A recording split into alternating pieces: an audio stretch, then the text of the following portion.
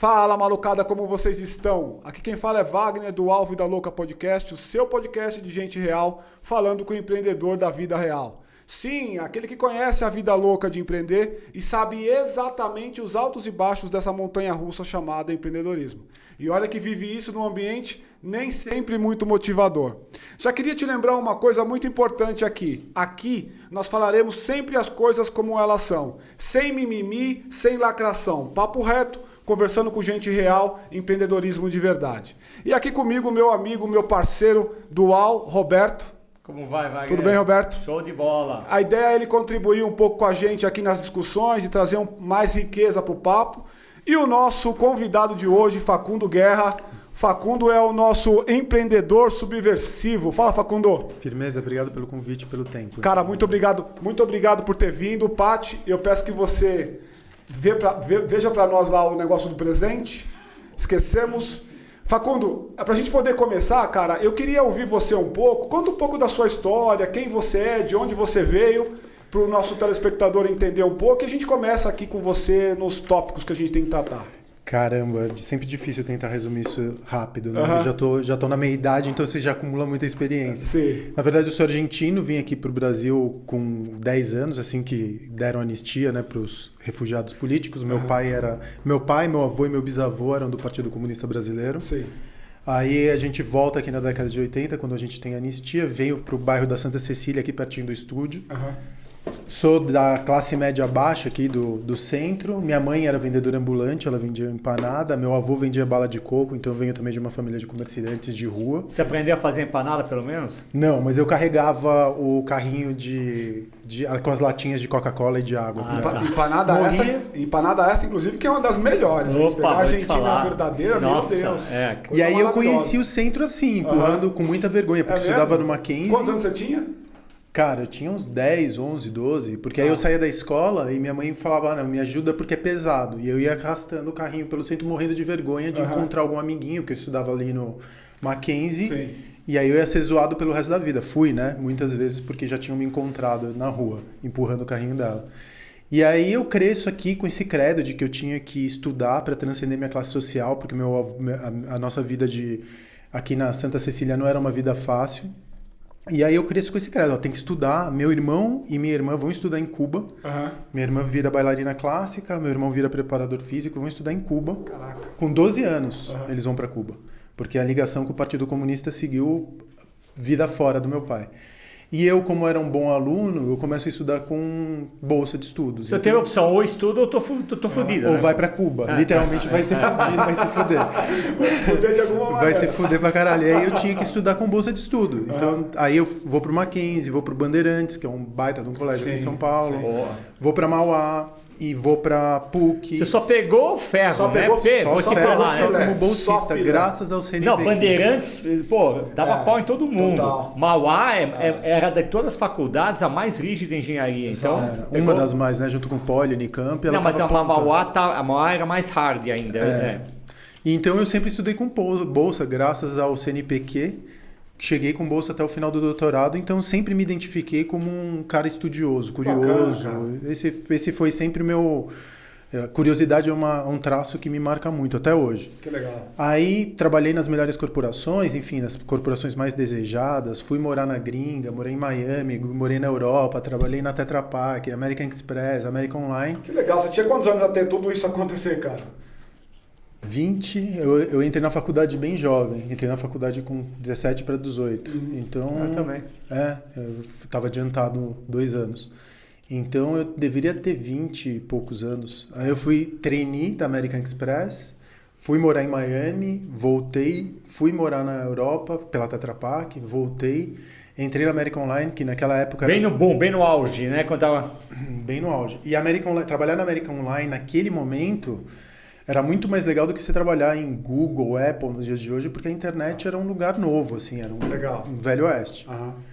Aí eu sou demitido e começo a minha vida de empreendedor. Aos 30 anos eu Antes de você entrar no empreendedor, então, o tema do nosso papo de hoje é como ser um imortal nos negócios. E aí, Facundo, agora oficialmente te entregando aqui o presente, cara, muito obrigado por ter vindo. Muito obrigado pela gentileza. A ideia é a gente falar um pouco sobre esse tema, que é como ser um imortal nos negócios. Obrigado. A gente está trazendo um cara que tem, vocês vão saber um pouco da história, tem bastante bagagem, construiu várias empresas, e eu vou deixar ele aí continuar o papo para explicar um pouco para nós o que é isso.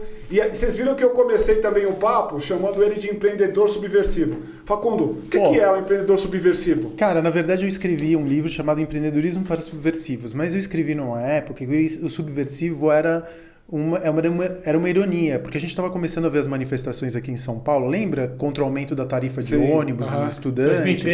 2013. Aí tinha os black blocs ali na Paulista que começam a depredar agências agências bancárias. E a imprensa começa a chamar os black blocs de subversivos, que era um termo que eu não via desde a época do meu pai. Porque você usava subversivo na década de 60, não nos dias de hoje para se referir a um monte de adolescentes cheios de testosterona vestidos de preto, extravasando seu descontentamento em agência bancária, com a qual eu tenho uma certa simpatia por esses caras. E aí eu estou procurando um nome para o meu livro, e o tipo de empreendedorismo, porque é muito, e a gente já entra nesse assunto agora. Tá. O empreendedorismo aqui no Brasil, no mundo até, ele tem basicamente duas lentes, né? A lente dos liberais é o empreendedorismo unicórnio, startup, fintech, cujo Shangri-La é o Vale do Silício. Boa. Né? Quando você vai ver o empreendedorismo pela lente da esquerda, ou daqueles que acham que é o empreendedorismo social. É o empreendedorismo Hakuna Matata, vamos abraçar sustentabilidade, salvar o mundo, mas o lucro é tóxico. Você não pode ter lucro. É um empreendedorismo jesuítico, de uma determinada maneira. E você tem vários estudiosos que estão falando de uma ascensão de um novo tipo de empreendedorismo. O cara, por exemplo, como Lipovetsky, que fala de pós-capitalismo ou capitalismo estético, que fala que você tem que é uma terceira via, que é nessa que eu me identifico. Que eu quero fazer lucro, mas eu não quero prejudicar o entorno no caminho para o lucro. Então eu prefiro empreender, ganhar um pouco menos, mas distender as tensões que acontecem entre negócios e ambiente, negócios e pessoas. Eu quero ganhar o meu, eu quero ter lucro, eu quero ter tranquilidade financeira, mas eu não quero cagar o mundo no processo, mesmo porque eu tenho o maior interesse de fazer isso. Eu não sou altruísta. Eu tenho daí que vem então o lance do empreendedor subversivo. Que é daí que daí nasce o título. Porque você questionar o capitalismo tal como ele está estruturado, nos dias de hoje, te coloca imediatamente como um comunista. Tá bom. Então, eu acredito que o capitalismo é a melhor forma da gente trocar energia, mesmo porque eu venho de uma experiência real de comunismo e socialismo, da minha família. Sim. E eu continuo sendo capitalista. E eu estudei, fui fazer mestrado, doutorado, vou fazer pós-doc em ciência política. Então, eu não estou falando isso por uma visão romântica da esquerda ou da direita. Mas eu acho que tem que ser uma terceira via, porque da maneira como a gente está conduzindo o capitalismo, nesse momento em que a desigualdade social é inimaginável, a gente teve uma notícia hoje que 0,1% dos brasileiros detém 50% da riqueza do país. Capital, acho que foi hoje na Folha de São Paulo, se eu não estou cometendo algum foi tipo hoje, foi ontem, uma coisa assim. Nesse momento, a gente está distendendo demais a corda. E a gente tem vários anúncios de uma tragédia anunciada, ou tem vários sinais de uma tragédia anunciada, e eu sou do tipo que prefere perder os anéis para não perder os dedos. Entendeu? Então eu prefiro um capitalismo que não seja tão turbinado e tão motivado unicamente pelo lucro e levar em consideração não só as consequências no curto prazo, mas levar também as considerações dos impactos médio e longo prazo. Para te dar um exemplo, você vai aqui na frente do McDonald's e vai comprar um hambúrguer. O hambúrguer custa R$1,99. Esse hambúrguer não custa R$1,99. Você está pagando R$1,99, mas as consequências desse R$1,99 que você está pagando, talvez se você levasse os impactos, por exemplo, do consumo de carne em larga escala, para o aquecimento global, o preço que as gerações vão ter que pagar futuras pelo hambúrguer de R$1,99, talvez ele tivesse que custar 20, 30 e não R$1,99. O mesmo hambúrguer. Se você for levar em consideração os impactos no futuro. Então, mas na tua visão, isso aqui seria socialmente aceitável? O que seria melhor? Teoricamente, com R$1,99 você alimenta. Eu acho que seria melhor, do meu ponto de vista, a gente consumir menos carne e consumir carne melhor. Não usar a carne como um alimento para você consumir 3 vezes por dia. Eu consumo carne, eu não sou vegano, não sou vegetariano. Uma vez ou a cada 15 dias, eu vou num puta de um restaurante e dou valor para aquela carne. A carne é iguaria. Porque se eu continuar comendo carne em 3 refeições, a minha filha não vai comer carne. Aliás, minha filha não vai comer. Entendo. Então, eu acho que a gente tem que consumir melhor. Não, mas é que você isso. pegou o exemplo de um hambúrguer. Vamos mudar um pouquinho. Outra refeição de R$1,99 que também tem os seus problemas cíclicos e ambientais. Mas, pô, tô alimentando a grande massa. Qual a tua... Aquilo não é alimentação. Você vai ver, por exemplo, o que aconteceu à Nestlé, o escândalo da Nestlé. 60% dos alimentos. Não, era 80%. Bom, ok. 80% dos alimentos não eram considerados saudável, alimentos. Isso. Não, veio a direção deles há algumas semanas atrás e admitiu que 60% da linha de produção deles não era uma alimentação saudável. Nestlé, que é uma empresa que alimenta, né, toda a cadeia de valor. Agora, eu queria trazer essa discussão um pouco para o nosso tema de novo, que é a questão de como ser um imortal nos negócios. E aí, pensando um pouco no nosso público, né, que é o pequeno, o cara micro lá que está batalhando para fazer o negócio dele virar e tal. E aí, Facundo, eu queria um pouco da tua experiência com relação a isso. Primeiro, me respondendo uma pergunta bem diretamente. O que, na sua opinião, é ser um imortal nos negócios? Não existe imortal nos negócios. A gente não vive uma narrativa de sucesso ou de fracasso. O empreendedor tem que aprender desde o começo que você vai ter sucesso em alguns momentos da sua vida e o sucesso é sucedido pelo fracasso. E o fracasso não é o fim também da tua narrativa. Que alimenta um novo sucesso futuro. Eventualmente, o meu primeiro negócio eu quebrei. Foi o primeiro negócio que eu tive e não deu certo. Mas ele motivou todos os negócios. Então, mas aí você não está gerando naturalmente uma experiência de imortalidade. Ainda que eu tenha quebrado nessa, ela me alavanca para a próxima. Portanto, eu não estou lastreado naquele negócio do momento, mas eu estou lastreado no mindset do empreendedor. Então, é um pouco disso. O que eu acho que o empreendedorismo ele tem que ser esse deslocamento, para usar o termo da imortalidade. O que é ser imortal? É impossível você transcender a tua finitude biológica. Perfeito. Mas você marca a vida das pessoas. Isso. É o que, por exemplo, um artista procura. Ninguém pinta um quadro, por exemplo. É um a gente pouco tem um quadro disso, que suponho seja do Dalí ali, uma reprodução do Dalí. O Dalí não pintou aquilo só porque ele tinha um incômodo estético. Ele queria, de alguma forma, transcender a sua finitude. Perfeito. O empreendedor hoje, esse do tipo de empreendedorismo que eu advogo, que eu falo sobre, ele despeja um incômodo estético, ele despeja um incômodo, ele fala de si no próprio negócio. Por isso que eu não gosto de franquia. Porque para mim, franqueado é sempre um... É sempre um funcionário. É um funcionário mal pago. Exatamente. Né? Porque ele perdeu 2 vezes aí no caso. Né? Eu, no meu empreendedorismo, você me pergunta, você gosta de ganhar dinheiro? Gosto. Gosto de ganhar dinheiro pra cacete. Eu preciso ganhar tanto dinheiro? Eu não preciso, cara, porque eu gozo daquilo que eu faço. Mas você só vai ter a volúpia de continuar empreendendo, né, ou arriscando, porque você é um resiliente. Eu acho que a principal palavra, né, se me permitir, é a resiliência. Você vai como uma criança, um bebezinho, né? Começa a andar, engatinhar, cai, se machuca. O pai que dá a mão toda hora, o tal do patrocínio, é um péssimo exemplo. Você não teve o patrocínio. Não. Então você fala... eu tive um suporte grande em casa. Não, eu sei, mas porra, olha a tua história. Então você teve que ralar. Em todos os pontos, você foi um desafio. Você fala, eu só tenho uma opção, tenho que dar certo. Então acho que aqui a tua parte interna, né, te deu uma resiliência. E portanto, na tua fala, então, o lance da imortalidade, bem entre aspas, aqui tem a ver então com uma forma de pensar, uma atitude do empreendedor. Não é isso, cara. Marcar a vida das pessoas. Eu me orgulho, por exemplo, não pela grana que eu fiz no Vegas. E olha que eu fiz grana pra caralho no Vegas, que foi o meu primeiro negócio. Eu me orgulho de saber que 10 bebês nasceram por encontros que aconteceram naquela pista. Caralho. Eu marquei a memória de algumas pessoas através daquilo que eu faço. Legal. Você tirar uma coisa da tua cabeça, concretizar isso, ver aquela tua ideia ser habitada por outras pessoas e marcar aquelas memórias, eu não sou artista. Artista é o Dalí, artista tá na galeria. Mas eu me expresso pelo meu negócio. E quando você goza expressando, não no gozo do sentido sexual, tô falando do gozo no sentido estético. Sim.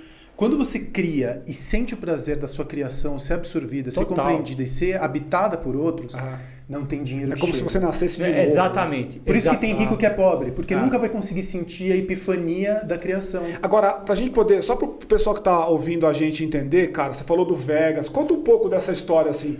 Você vinha contando até a parte do seu pai, que você trabalhava e tal, faculdade e tal. Conta daí pra frente pra gente entender um pouco desse histórico. Tá, e eu fui demitido, fiquei perdido pra caralho, porque aqui no Brasil a gente tem uma educação que é voltada pra carreira.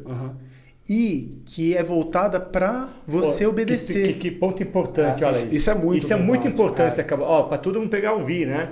todo mundo está focado em trabalhar numa bela empresa. Exatamente. E agora a gente tem que ter um boom de empreendedorismo. Mas a narrativa está mudando. Então, eu, na década de 90, quando eu fui para a faculdade, o lance da boa vida, a vida que valia a pena ser a métrica da boa vida, era você trabalhar numa multinacional, viajar para a Europa, para os Estados Unidos em algumas momentos vezes por alternados. Numa estatal. Numa estatal, ou ter um emprego público, que também na época do meu pai era o desejo, era ter um emprego público por conta da estabilidade. 3 filhos, 2 filhos, 1 filho, não ter filho. Banco do Brasil, Caixa, todo mundo, nossa, eu tô aposentado. Cidade do interior, Banco do Brasil, era ser visto como prefeito. Mais que o prefeito, exatamente. Gerente do Banco do Brasil tinha o status de prefeito. É verdade. Em cidades pequenas. E essa narrativa de que você tem que ter o seu próprio emprego, eu comprei desde o começo, porque eu nunca sonhei em ter... Naquela época nem se falava de você ser empreendedor. Essa invenção recente é uma invenção muito perigosa e a gente vai falar sobre isso daqui a pouco. Você era dono do seu próprio negócio. O cara que era dono do próprio negócio na minha época era o cara que não tinha dado certo. Ele não tinha conseguido um emprego estatal. Tentou tudo. Ele não tinha conseguido um emprego, aí ele ia ser dono da sua borracharia, dono do seu boteco. Ele era um loser. Ele era um perdedor dentro do olhar do que é ser bem sucedido dentro da nossa sociedade. O que é uma vida que vale a pena ser bem vivida. E eu não fui preparado por isso. Por isso que eu estudei pra cacete. Porque meu pai falava, estuda, tenha um bom emprego e siga a vida que eu segui. Que era uma vida de classe média baixa, mas que permitiu criar 3 crianças, viver com dignidade, teto, botar comida na mesa, educação. Mas então, conta um pouquinho sobre essa passagem que eu acho que é legal a gente resgatar.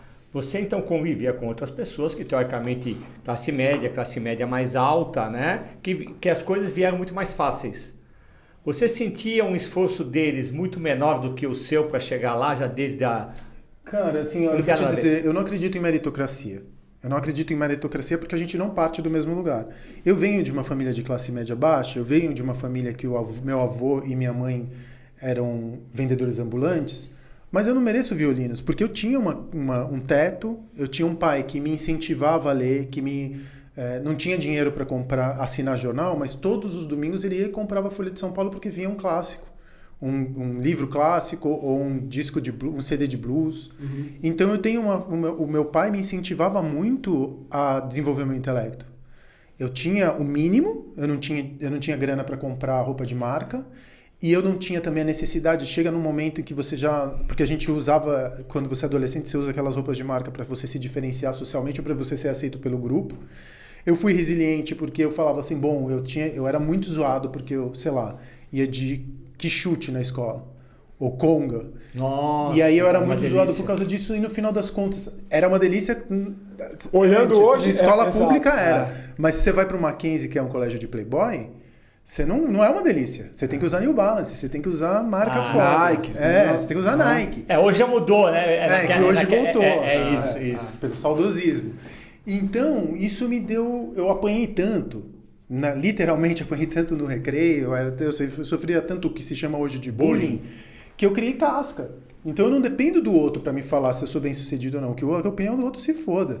Entendeu? Aí o que acontece? Eu vou, estudo pra cacete, sou demitido, fico completamente perdido, porque eu nunca quis ter o meu próprio negócio. Cara, eu ganhava 16º salário.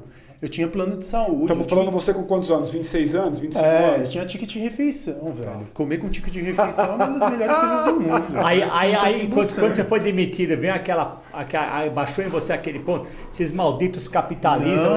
Não, eu tentei. O que aconteceu foi que, como eu estava na American Online, eu tinha um salário muito alto para minha idade. Então eu era tipo o Golden Boy. Trabalhando com a American Online, eu ganhava em dólares, tinha 16 salários. E não tinha nem 30 anos. Mas aí então, só para te provocar um pouquinho, então você estava no auge, tudo bom, né, Sim. Tal. Aí você vivia como playboy ou você já pensava... Não, cara, impactou um pouquinho? Como eu nunca vivi como elite. Já tive muito dinheiro, já perdi tudo, mas eu não gosto na compra, não é a minha. Eu gosto de experiência. Mas o que você fazia? Então você poupava? O que você fazia quando você ganhava? Eu guardava. Que legal. Aí eu tinha dinheiro suficiente quando eu fui demitido. Que é uma antítese do brasileiro. O brasileiro poupa muito pouco, né? Eu guardava. Aí, quando eu tinha 30 anos, eu fui demitido, eu tive a escolha. Eu compro um apartamento, e dava para comprar um bom apartamento com o dinheiro que eu tinha guardado, ou o que eu ia fazer? Eu comecei a procurar emprego. E eu sempre ouvi a mesma história, eu era muito qualificado. você é super qualificado, Eu trabalhava com internet, olha, eu era engenheiro, jornalista e estava fazendo mestrado em ciência política. Nenhum empregador olhava para mim e falava, esse cara não sabe o que ele quer. Não, o chefe quer te contratar e fala assim, é melhor que eu, tô fudido. Tem muito, tem tudo, não tem era nada. generalista. Generalista demais, Generalista claro. demais. Claro. Eu vinha de alimentos, de química, das Exato. biológicas. Nossa. Jornalista, Padrão, planejamento. internacional político, depois ciência política. O cara olhava pra mim e falava, você é um perdido. E outra, ele navegou pelo mundo do meio acadêmico também, né? Uma Mestrado, época que os doutorado, especialistas pós-doutor. estavam... Os americanos eram tudo especialista, ninguém... Sim. Agora voltou generalista. Sim. Sim. A Paty quer fazer uma pergunta. Manda, Paty. Não, e muito empreendedor tem esse perfil generalista, porque é uma pessoa que experimenta muito as coisas. Você não sabe não, e pensar. quando você está começando um negócio, você tem que saber de contabilidade, RH, marketing digital, comunicação, jurídico. Você é uma banda de um homem só. É fato. Se você não for generalista, você tá fudido. Como empreendedor, fudeu. E aí eu ficava procurando emprego, cara, depois da quarta ou quinta entrevista, eu ouvi uma coisa que a mulher me disse e que me chamou muita atenção. Ela falou, Facundo, eu vou te dar um conselho, eu não vou te empregar, você é muito qualificado. Eu ganhava, sei lá, ganhava um salário que eu não merecia, era um salário assim, Acho que astronômico. merecia. Okay. Não merecia, não merecia, de verdade eu não merecia. Era um salário alto demais para minha idade. E eu tinha uma posição alta demais dentro da American Online. Eu era gerente, eu tinha 2 posições até o CEO. Então, na verdade, eu tava... Era essa coisa do começo da internet. Você estava no lugar certo, na hora certa, fazendo a coisa certa. muita ok? sorte. Tava bombando no momento ideal. Mas você trabalhou para isso também, né? Acho que, Mas não dá para tirar o fator sorte dessa composição. Sem dúvida. Aí chega nesse momento e ela fala assim, quer saber de uma coisa? Vai montar um negócio teu, porque você dá um tempo, você dá uma distância e mostra que você com 30 anos teve iniciativa, foi sofrer as dores do dono do seu negócio. Ou seja, estava pensando já numa eventual retorno. Porque eu sabia que ia dar errado. Ia dar errado. Ia dar errado. Mas é um investimento que eu vou fazer para quando for procurar emprego de novo, eu ter essa passagem pelo meu currículo, enriquecer meu currículo e apagar o fato de que eu tinha vindo hiper turbinado Perfeito. da American Online. E ela falou isso, vai procurar, vai montar o seu negócio. Eu entro numa marca de roupas com uma amiga. E você achou que era um conselho válido? Eu não estava conseguindo mais trampo. Tá bom. Não tava ouvindo só não. Foi não, meio não. que a única chance que ele teve ali, que ele enxergou de direcionamento. Aí eu falei, cara, eu tava já quase 8 meses sem trampar. Sem trabalhar. E à medida que você vai ficando longe do mercado Tá corporativo, ficando maluco. a E vai gerando uma sensação de distanciamento Energia, muito forte. tudo, e a tua energia, pecha de tal. fracassado começa a se pra acumular. caralho. Você pra começa, caralho. Essa palavra é forte. você começa a ficar, já começa a ficar como aqui em São Paulo especialmente, que a gente pergunta o nome da pessoa e o que ela faz na sequência, Exato, né? sem dúvida. O desempregado, e aí que se encaixa o empreendedorismo, depois a gente fala sobre isso, ele é tóxico. Ele é visto como perdedor. Aqui em São Paulo especialmente, né? Porque você é aquilo que você faz. Sim. E eu falei, bom, eu vou montar meu negócio, porque aí eu entro eu tô fazendo alguma coisa e eu sou dono do meu próprio negócio. Eu me lembro direitinho, eu tinha tipo uns 500 paus na época, que era todo o dinheiro que eu tinha acumulado. Eu tô falando de 2015, não era um valor tão desprezível. 500 mil dólares. 2015 não, 2005, começo dos anos 2000, 2003. Aí, deveria 200 e poucos mil dólares. naquela... 250 devia estar. mais ou menos. Que era ok. uma grana ok. Aí, especialmente para um cara de 20 e poucos anos. Aí eu peguei e falei assim, eu vou entrar nessa marca dessa minha amiga. Entrei e não deu certo. O que era a marca? Era uma marca chamada Teodora. Era uma marca de Roupas. Tá. De moda. Tá. Fiquei lá 2 anos, não deu certo, porque a gente tinha visões completamente diferentes do que era, qual que era o caminho da marca. E aí, no vapor, assim, que tava no tanque, um cara chega para mim, que era o cara que eu fornecia as roupas para ponta de estoque, o Tibiriçá.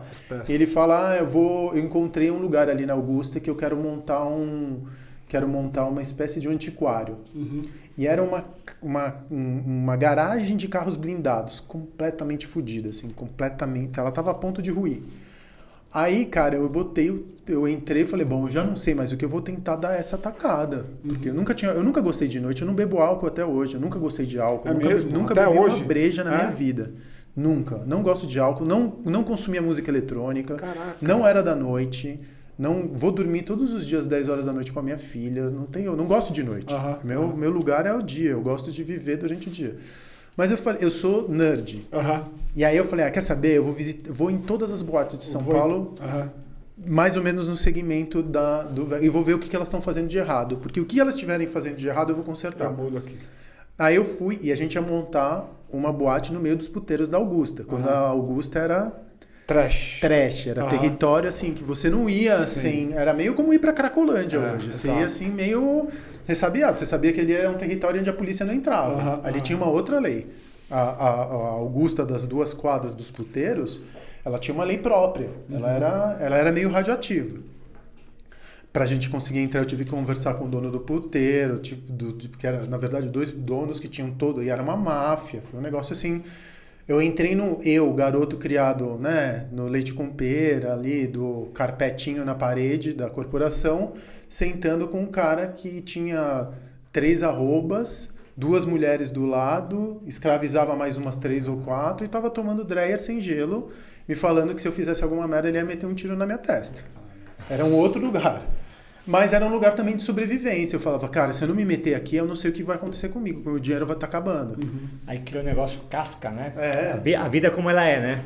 Total. Vida real, isso aí. E aí você fala, pô, beleza, vamos lá com respeito, sem moralidade, sem moralismo, respeitando que aquilo ali tem a vida própria e que eu estou entrando num território que não é meu. Você foi estudar as regras do jogo, já que eu vou jogar isso aqui, deixa eu entender. Sim, então não ia ser concorrente, não ia vender mulheres ali dentro, mesmo porque eu não conseguiria conviver com isso. Era um outro business, estava dentro do mesmo espectro, mas um outro business. Que poderia levar... Só era vizinho. Que poderia levar clientes. Exato. E que eventualmente... Que conecta, que gera coisa cross. E as mulheres as mulheres trans ou as mulheres cis que frequentavam a Augusta, eu combinei com os donos dos prostíbulos que elas iam entrar de graça no meu lugar. Então... A partir das 5 horas da manhã, quando elas tivessem terminado o trabalho, elas estavam liberadas. O que para mim foi uma jogada de gênio, porque a energia do lugar, essas mulheres não estavam mais procurando... Elas só queriam se livrar daquela noite terrível que elas tinham tido. Então elas entravam no meu lugar procurando escapismo, procurando esquecer. E o paralelo também é verdade. Provavelmente devia ter um conjunto de hunters procurando essas mulheres às 5 da manhã. Não, cara, porque já não faltava mulher antes. Já antes, ok. Era uma coisa que, sim, o Vegas não tinha área VIP. Então era global... ao lado e todo mundo pagava e todo mundo ficava na mesma pista. Qual que era a proposta do Vegas? Era o quê? Era uma boate, era um clube, né? O que se chama de hoje de balada. Só que ela era muito... O Vegas era uma... Se eu tivesse que criar uma sociedade perfeita, teria sido aquela pista.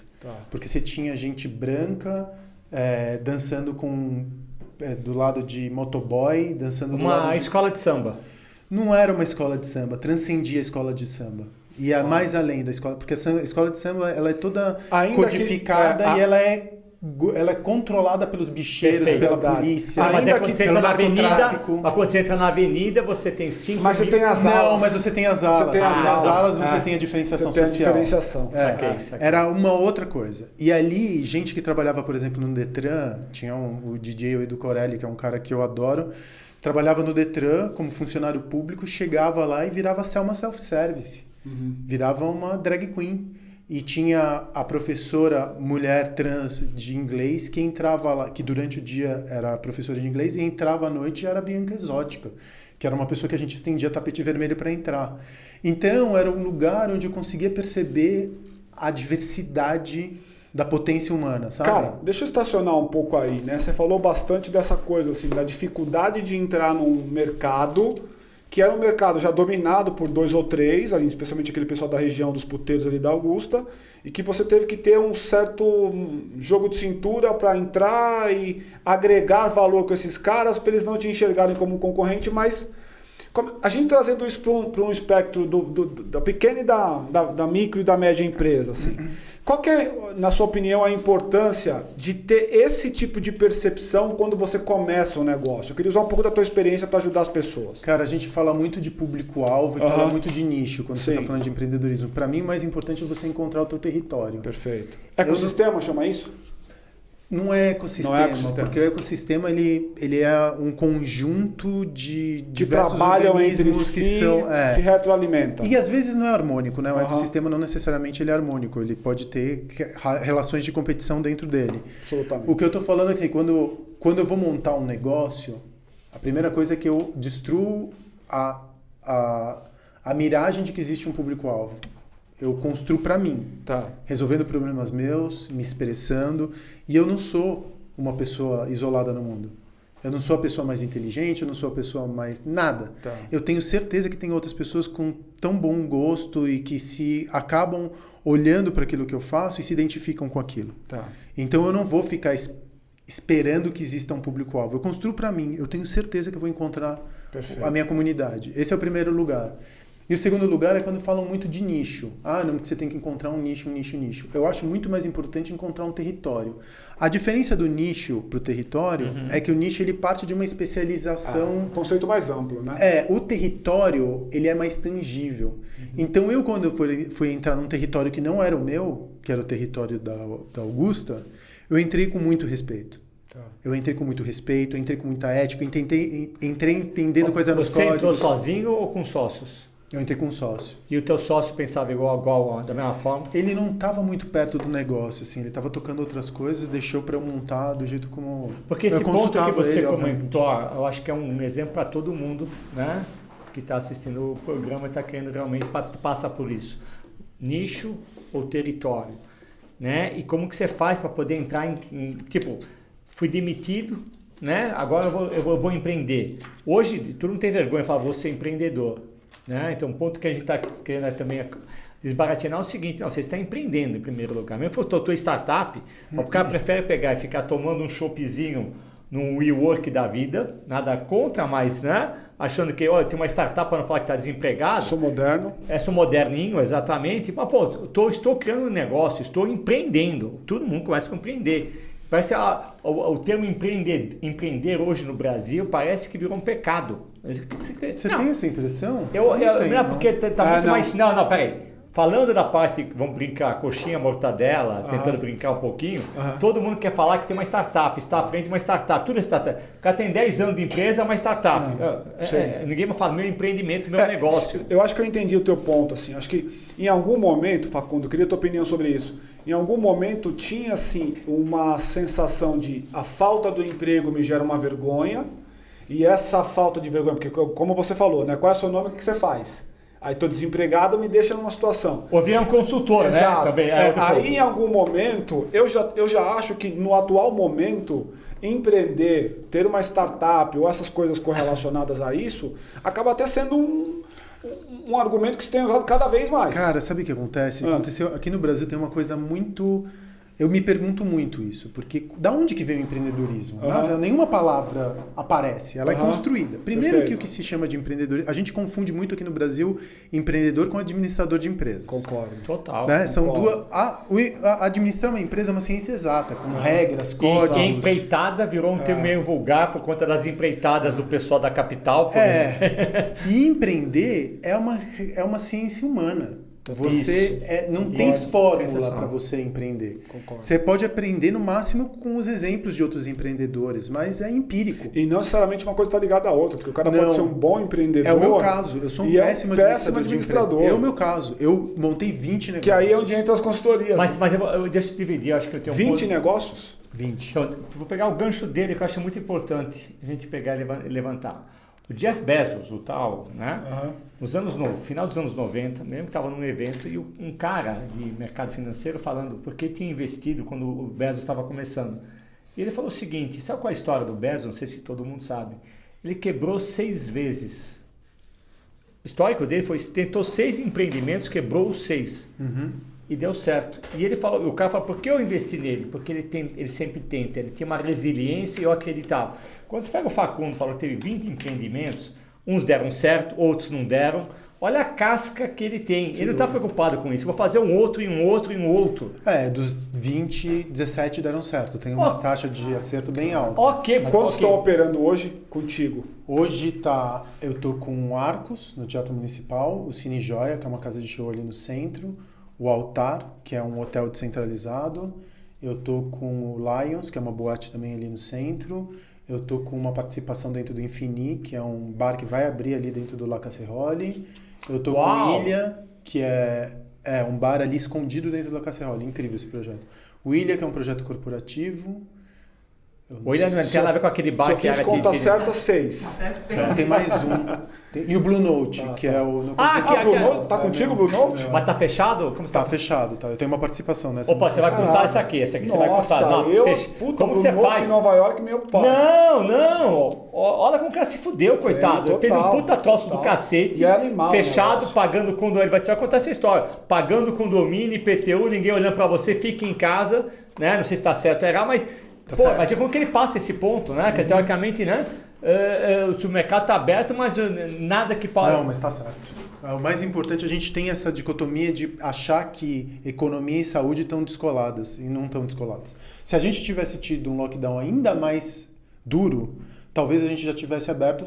Se eu só olhar o que está acontecendo na Austrália, já está tendo festival. Mas tá a tudo aberto. Austrália, gente. Mas vamos Não, voltar é para o isso. nosso ponto. Aí você estava dizendo que você foi até o local e aí deu-se o Vegas. Você Sim. estava contando um pouco dessa história do Vegas. Aí é esse ponto, assim. A gente estava até falando antes disso sobre o empreendedorismo. Isso. Só para terminar Esse é o ponto que eu o quero. assunto. Que é Então, lindo. o que aconteceu? Aqui no Brasil, a gente tem a emergência das igrejas pentecostais, da teologia da prosperidade, que acontece ali na década de 90 e 80. Por que isso é importante Uau. para a emergência do empreendedorismo?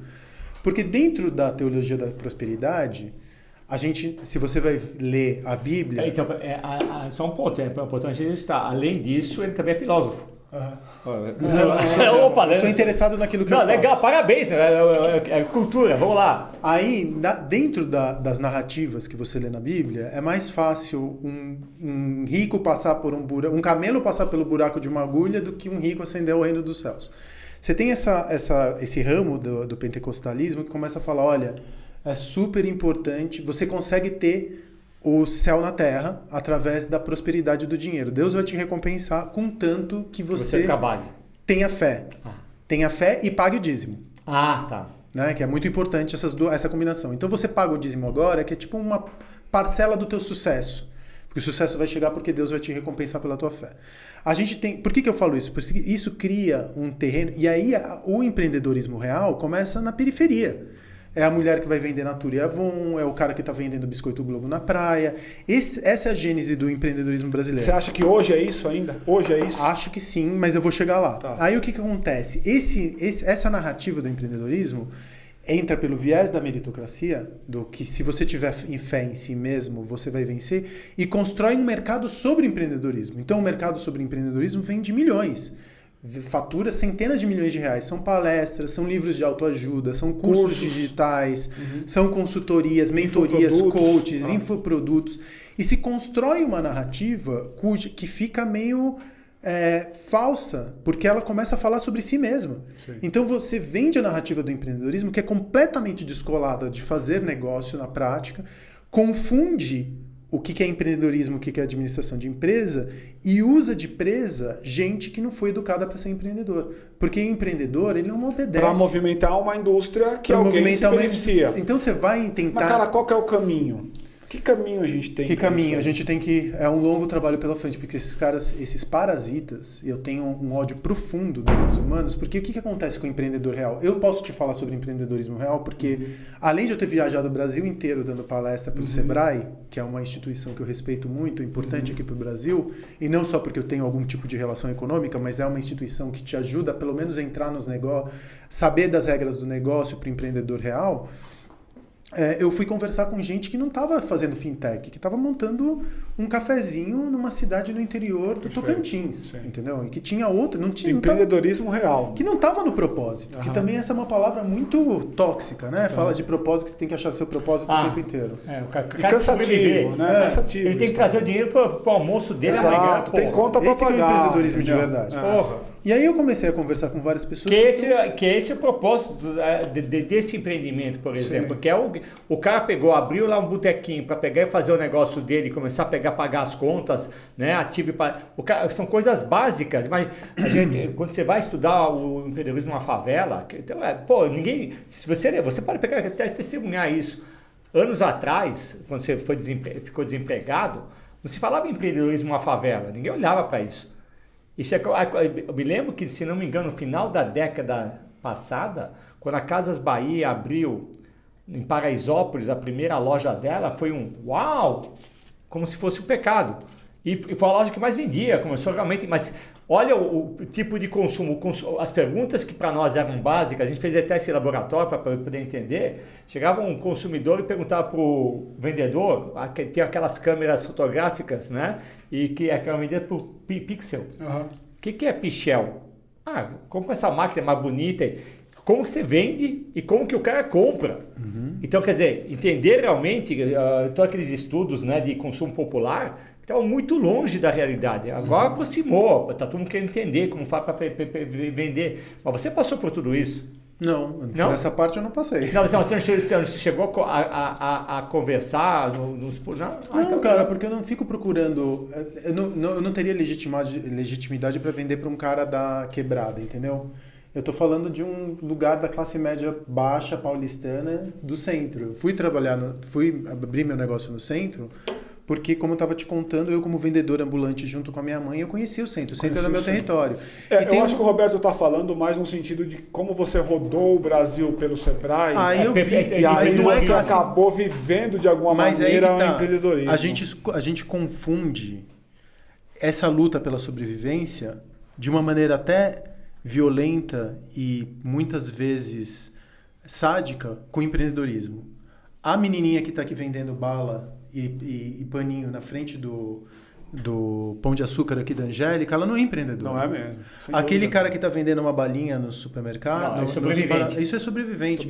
E muito desse empreendedorismo que a gente diz que é sobrevivente, ou que é meritocracia, que olha, o cara está correndo atrás, e a gente vê isso sendo repercutido por esses coaches, esses mentores. Detesto e tudo mais. isso. Eu odeio, cara. Eu odeio... Detesto, cara. Idem. Então, e aí no final das contas, essa narrativa é tóxica. Eu vou te explicar por que é tóxico e por que para mim esses caras são, assim, um câncer, de verdade. Eu sei que eu estou me exprimindo de uma maneira um pouco violenta, mas são cânceres. É papo real, vamos embora. O cara que é empreendedor, ele não tem crédito. Qual que é o problema no Brasil? O cara não tem crédito, o cara não tem educação. A ideia de sucesso do cara não passa por montar seu negócio, passa por você ter um emprego. O emprego não vai ter. Esquece. Acabou. Isso vai cada vez mais diminuir por 1000 razões que sejam, mas hoje todo mundo é PJ. Sim. Então você já não tem mais qualquer tipo de garantia social. Aí você constrói uma narrativa do empreendedorismo onde, se você tem o seu próprio negócio, você dignifica o desemprego, como a gente estava falando. Só que você não está preparado para isso. Você fala, caralho, por onde eu começo? Ninguém vai te apoiar. Tua família vai falar que você ficou louco, continua procurando emprego, você precisa de dinheiro. Você montar um cafezinho na quebrada, você vai gastar 100 conto no mínimo. Sim. Da onde você tira 100 conto hoje no Brasil? Você não tem crédito por um lado, você não tem educação pelo outro. Quando você vai procurar educação, você cai num monte de armadilha de autoajuda. E se você tem essa reserva, você fica com o cu na mão e fala, puta, eu boto tudo aqui. Aí o que acontece? É que o problema é esse, eu acho, cara. Quando você vai buscar educação, você cai numa vala chamada autoajuda. Aí o que o cara fala? Você pode, acredite. Acorda 4 horas da manhã e fala que você fez. Fala no espelho que você consegue. Puta merda. Ou fala que você é foda. Exato. Aí você vai procurar livro, vai tentar se educar, seja foda. Toque o foda-se. Exato. Que é uma coisa tosca. E é best-seller. Eu não tô falando que é um livro. É best-seller. Aí tudo bem. Aí o cara chega e fala assim, bom, tudo bem. Aí o cara vai pegar dinheiro onde? Como que o cara monta o cafezinho ali? Vai pegar 10 conto com o tio, 20 contos com o sogro, pega um... Tira 15 do FGTS. Peraí, aí vai chegar um gênio. Não, faça um crowdfunding. Crowd o quê? O cara não vai saber o que é. Aí beleza, aí o cara vai, monta o seu cafezinho, não se educou, não planejou porra nenhuma, vai fazer a obra deveria custar 30, custa 70, ia abrir em 3 meses, abre em 6, come todo, não tem fluxo de caixa, não tem estoque, não sabe fazer controle de estoque, não tem sistema. Tá todo cagado. Tá tudo cagado. Aí o que acontece? Quebra. 80% dos negócios brasileiros quebram nos primeiros 4 anos. Tem pesquisas dos próprios Sebrae que o Brasil é um dos povos mais empreendedores do mundo, e também a mortalidade no a primeiro mortalidade ano é muito maior. grande. Mas ele não é empreendedor por escolha. Não é. O empreendedorismo, ele tem uma certa... Sobrevivência, ele é incrível quando ele é feito do jeito certo. Quando você encontra... O empreendedorismo é uma escolha. É uma escolha de vida super arriscada.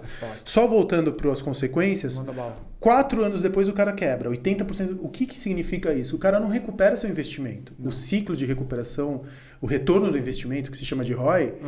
acontece entre 4 e 5 anos. Muitas vezes o cara sequer recuperou o investimento. Aí o que acontece? O cara se mata. A taxa de suicídio entre empreendedores é maior do que entre policiais. Só que a gente não fala sobre suicídio aqui no Brasil, porque é um tema também tóxico. Então a saúde mental dos empreendedores brasileiros é uma das piores do mundo. Porque a gente é presa dessa... Se já é uma das piores com a pandemia agora... Ficou ainda pior. Eu vi outro dia uma estatística horrorosa. Cara, deixa eu te fazer uma pergunta. Você começa na tua frase dizendo que o desenvolvimento do intelecto lá no passado era uma variável super importante, porque você tinha uma expectativa de entrar numa grande empresa. Aí quando eu olho para essa mesma prerrogativa e vejo sob a ótica da pequena empresa, do PME, você vira e fala, cara, esses caras não estão preparados para isso, acabam entrando ali para poder sobreviver, o negócio meio visceral, preciso comer. Como é que você vê essa questão? Você acha que se tivesse esse desenvolvimento para este cara empreender, a gente teria uma taxa de sucesso maior do que essa de mortalidade? Com certeza, porque a gente passa por onde esse... Passa pela educação. Passa pelo educação incentivo. basal? Eu não quero... Né, exatamente. Eu, por exemplo, tenho uma filha de 8 anos. Eu não tô falando pra minha filha que ela tem que ser médica. Eu tô montando um negócio junto com ela. Nas brincadeiras. Ela quer montar uma lojinha de amigurumi, que são os bonequinhos japoneses kawaii. Vamos lá, como que é o teu amigurumi? Quanto que você vai vender? Como que você vai fazer? Mas desculpa, pegando esse exemplo, as amigas dela... Estão fazendo slime. Estão vendendo, vendendo slime. Então você acredita que essa nova geração que está nascendo já vai nascer com uma mentalidade mais empreendedora? Ela não pode, a gente não pode falar, especialmente no Brasil, vender ouro de tolo para essa geração falando que eles vão ter empreguinho. Eles não vão ter empreguinho. Isso é verdade, isso eu percebo. Mas desculpa, então você pode falar. Será que nas escolas eles estão colocando, você não vai ter emprego, é bom? Não, óbvio que não, porque claro as escolas também são negócios. Eles têm que vender uma narrativa de que você vai ter Então a educação está errada. A educação sempre teve errada. Grande parte da história ela teve errada. O problema é que a gente não incentiva os saberes que são diversos. Eu não quero que minha filha estude para ser uma médica ou uma advogada. Uma engenheira, Eu quero que ela seja uma baita de uma humana, porque é a única coisa que vai nos diferenciar, por exemplo, de uma inteligência artificial. Ser cada vez mais demasiado humano. Então ela tem que ter uma educação ampla, rica, generalista, que cultive o espírito dela. Mas, Facundo, você está lançando um ponto aqui entre a gente que você não vai ver em livro, você não vai ver em coach, não vai ver em evento, em nada. Em coach você não vai ver mesmo, Roberto. Não, mas em mentoria, em nada. Seja você... Não, o que ele está falando assim, pega teu filho, você vai ser o professor dele, no bom sentido, ou você se cuida, porque você está passando um pouquinho dando para ele resiliência, faça você, mas ninguém vai fazer por você, né? Então ele está dando um espírito empreendedor desde pequeno, tenta montar, não deu certo, vai outra. Porque todas essas histórias que a gente vê em filmes, né? Então, o tal do Facebook lá, o cara, estava lá em casa, ele quis pegar e fazer alguma coisa para ter a ficha de todas as gostosas da faculdade, criou o tal do Facebook, né? Virou aquilo. Mas basicamente todo mundo que está num quarto com alguém está pensando em fazer algum negócio. Tem os playboys, mas no fundo o cara tá lá para pegar e fazer negócio. Ninguém quer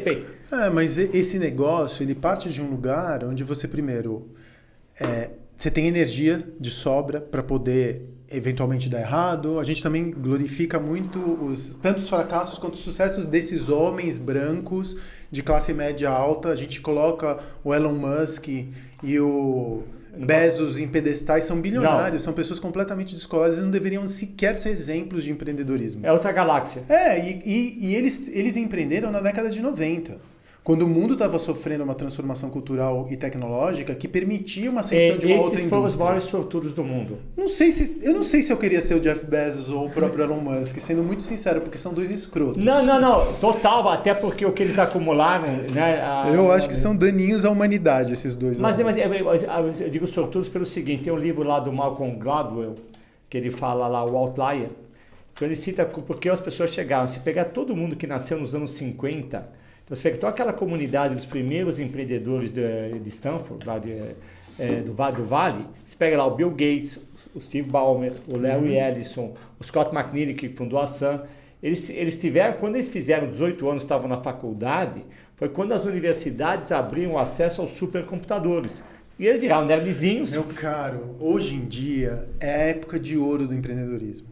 Você consegue aprender qualquer coisa com Android de 5 anos atrás. Você consegue montar qualquer coisa, qualquer conhecimento. O problema é que a gente está com excesso de informação. Nunca foi tão fácil empreender. Eu, quando tinha o Vegas, e eu estou falando de 2005, eu não tinha rede social. Para eu comunicar que uma festa de rock estava acontecendo na quinta-feira, eu tinha que imprimir 30 mil flyers para explicar isso. Se eu tivesse rede social, hoje eu tenho negócios muito bem sucedidos e eu aprendi técnicas de contar histórias através das minhas redes sociais, eu não gasto um centavo em marketing, eu tenho 3 horas de fila na minha porta. Então vamos ajudar os caras. Então qual que é a dica, cara? Qual é a dica? Aproveitando essa sua última. A primeira delas é assim, a primeira delas é não acredita que o sucesso vai ser permanente. Tá bom. E não se paute pelos outros. Tá. Para você ter uma ideia de sucesso. Tá. E fuja de coaches e mentorias. Eu acho que é importante você ter pessoas com as quais que te inspiram. Sim. E eu não estou falando que eu sou inspirador, eu não estou falando que tem outras pessoas da minha geração, e são até mais jovens, que estão falando sobre esse empreendedorismo despido, vocês mesmos, estão despido desses mitos que no final das contas são tóxicos. Aqui entendeu? É para quebrar mito mesmo, porque o pessoal fica, mas por que para mim não dá certo, né? Não dá certo porque você não se preparou, não dá certo porque você fez na hora errada.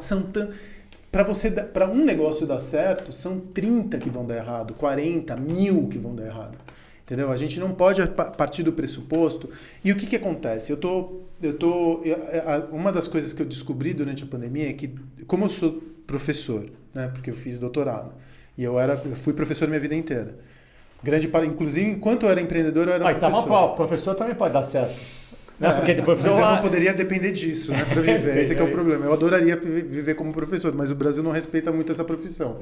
Então, no empreendedorismo é que eu tive que, no final das contas... Mas eu nunca deixei de dar aula e dava aula voluntário. Eu dei aula voluntária a minha vida inteira. Então, eu sou professor, fui preparado para isso. E, ao mesmo tempo, eu montei 15 negócios. E eu tenho um ódio profundo desses coaches da meritocracia, do unicórnio, da fintech. Tenho. Porque quando o cara quebra ali para frente, que a gente estava falando que a saúde mental dele vai para o espaço, suicídio. É porque ele acreditou nessas narrativas de sucesso que eu gosto muito, por exemplo, de um empreendedorismo que é feminino. O empreendedorismo feminino, ele é político. A mulher, quando ela vai empreender, vender um bolinho, fazer qualquer coisa, ela faz isso por emancipação, porque ela muitas vezes fez trabalho doméstico durante muito tempo, que não foi remunerado e que está dentro de uma relação tóxica porque ela não tem como ser independente financeiramente. Então eu olho para as mulheres quando eu vou para me inspirar nos exemplos de empreendedorismo, porque eu acho que elas contam uma narrativa de um empreendedorismo que é de cuidado com o outro, de preocupação você vê um lance genuíno. O meu produto vai te trazer o quê? Eu me preocupo muito mais, não no meu propósito, porque eu acho isso uma besteira. Eu quero me preocupar. Quando você me chega... mais um mito aqui detonado. Propósito. Só se fala... É uma outra palavra grávida pra caramba que cabe qualquer coisa. Tudo ali. Propósito. Gente, propósito é algo genuíno. Agora virou marketing. Mas aí tem um ponto, né? Você tá trazendo essa questão das mulheres, que você se inspira nelas e tal.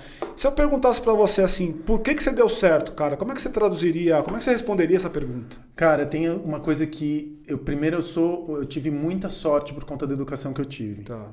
E tem uma outra coisa. Empreendedorismo, para mim, exige muito planejamento. Tá. Eu tive uma educação quase renascentista, né? Uma educação que vai das exatas, às biológicas e às humanas. Então, quando eu vou montar um negócio, para mim, o que acontece? A narrativa do empreendedor aqui no Brasil... Fosse começar o negócio agora. Eu planejaria ele 2 anos antes de montar.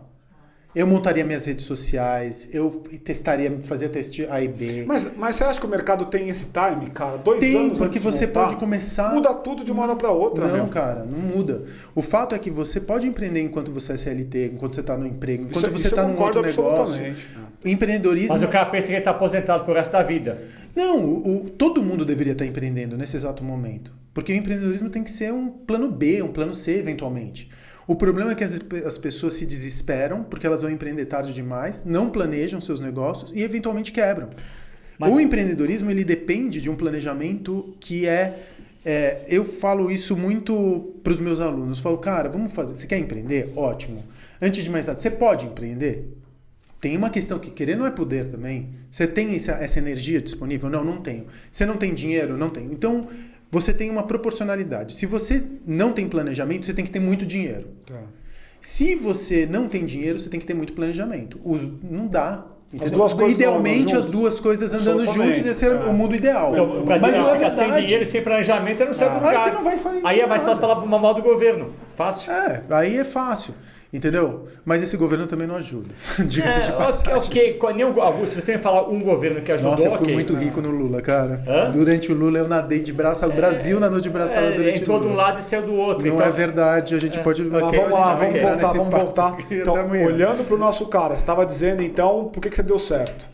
E aí, é porque eu me planejei, porque eu estudei, porque eu sou um cara curioso, porque eu não parto do pressuposto que eu tô certo. Eu tento ouvir argumentos que são contrários aos meus. Pondero. Tento Deixa eu ver se eu entendi. Construo comunidade. É o lado engenheiro isso aí, então? Então tem o lance... Não, é o lado humanista. Tem um lance aí na imortalidade, ainda que você não concorde com o termo, tem um lance na imortalidade aí que tem parte do pressuposto que quem me valora tá da porta para fora. Portanto, o valor só é valor se ele é reconhecido. Então eu tenho que ter este entorno lá fora ortogando a tua ação, ou participando comigo da ação, ou comprando comigo, ou vendendo, ou atendendo comigo esse cliente, esse cara que está na ponta. Cara, eu acho que assim, eu nunca posso depender do outro para me emprestar um valor. E quando eu digo para você que eu concordo com o termo imortal, aliás, é um termo maravilhoso, mas ele não é associado a eu sou imortal porque eu sou resiliente, meu negócio não vai ser bem sucedido. Eu sou imortal porque as histórias que eu estou contando através dos meus negócios, elas vão impactar outras vidas. Perfeito. E elas vão criar memórias. E isso dinheiro nenhum pode... Eu posso te dar um exemplo que você pode trazer para a tua vida de CLT. Se você falou assim, você prefere receber... Vamos supor que você precise de 10 contos para viver. Tá? Uma estimativa qualquer. Você prefere receber 20 contos e ser, tipo... espizinhado, trabalhar 12 horas por dia, ter um chefe escroto, ser uma pessoa infeliz, aquela vida de merda, mas você tá ganhando 10 contos. Aí o que acontece? Porque você tem uma vida de merda, você precisa dos 10 contos a mais, porque o único momento onde você tem gozo é comprando coisa. E aí você compra um monte de besteira e se mete num monte de vida pra tampar um buraco que você tem no peito, porque você é infeliz e você tem um vazio existencial. Ou você prefere ganhar os seus 10 contos para ter uma vida tranquila, ter um bom aluguel, poder eventualmente fazer uns rolezinhos, mas trabalhar em alguma coisa que você é feliz e que você tem orgulho daquilo que você faz. Por isso o sucesso do home office atual, vamos dizer assim, você está em casa, cada um faz seu horário, você mostra só corroborando o que você está falando para as pessoas. É que home office também é um negócio... Não, mas se você verificar qualquer... Desculpa, eu não estou querendo polemizar. Não, mas não estou falando desse ponto. A partir do momento que você tem uma responsabilidade e está fazendo, não interessa da onde, do teto que você está trabalhando, você tem responsabilidade, você está fazendo lá. É só esse legado. Eu não estou entrando no mérito. Estou falando, eu acordo, porque eu preciso estar lá às 8 horas da manhã. É aquela obrigatoriedade de, né? Mas continua. Então, eu acho que dá para pegar esse exemplo e trazer para o empreendedorismo. Você precisa... A gente também aqui no Brasil, a gente não tem uma educação de planejamento financeiro pessoal, né? A gente nem sabe quanto eu já fui muito pobre de não ter dinheiro para pagar meu aluguel e ser despejado. Não era pobre, mas eu dependia dos outros para ter um mínimo. Já chegou esse ponto na minha vida onde eu cheguei no poço. Até descobrir que durante a pandemia o poço podia ser cavado mais 5 metros para baixo. Então eu já tive um lugar onde eu não estava confortável. Mas eu não procuro uma vida só confortável, entendeu? Eu preciso de uma diversidade de sensações para ter uma experiência humana. A adrenalina que atrai? Não é só a adrenalina que me atrai. Mais uma vez... É que não é propósito a palavra. Você sabe o que mais me atrai? Não, é minha filha ter orgulho daquilo que eu faço. Então, mas o correr risco tem a ver faz com parte legado, do teu dia? Correr risco é inerente à vida. Você acorda de manhã e se você não for correr risco, você não consegue nem atravessar a rua. Então agora eu quero pegar e fazer uma provocação.